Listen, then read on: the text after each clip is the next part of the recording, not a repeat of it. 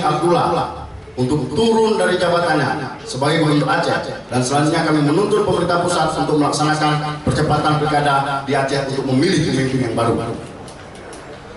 Tuntutan ini kami serukan supaya Gubernur Zaini Abdullah mengundurkan diri selama-lamanya 1 bulan setelah hal ini dideklarasikan.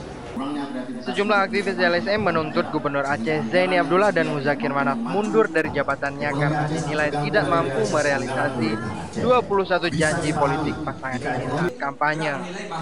Dalam konferensi pers dengan wartawan, sejumlah aktivis yang tergabung dalam Lembaga Barisan Penyelamat Pemerintah Aceh atau BPBA menuding kepemimpinan Zaini Abdullah tidak memiliki kebijakan penganggaran yang tepat sasaran.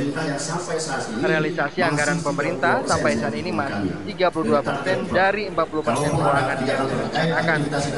Pemerintah Aceh juga dinilai tidak memiliki orang-orang handal dalam kabinetnya, sehingga realisasi anggaran pendapatan belanja atau APBN terhambat.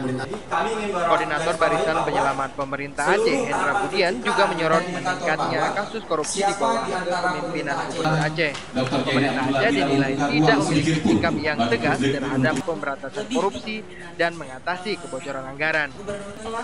BPBA juga memberikan batas waktu selama 1 bulan kepada Gubernur Aceh untuk meletakkan jabatannya dan menuntut pemerintah pusat untuk melaksanakan percepatan pemilihan kepala daerah yang baru. Dari Banda Aceh, Ferdian Ananda melaporkan untuk KTV.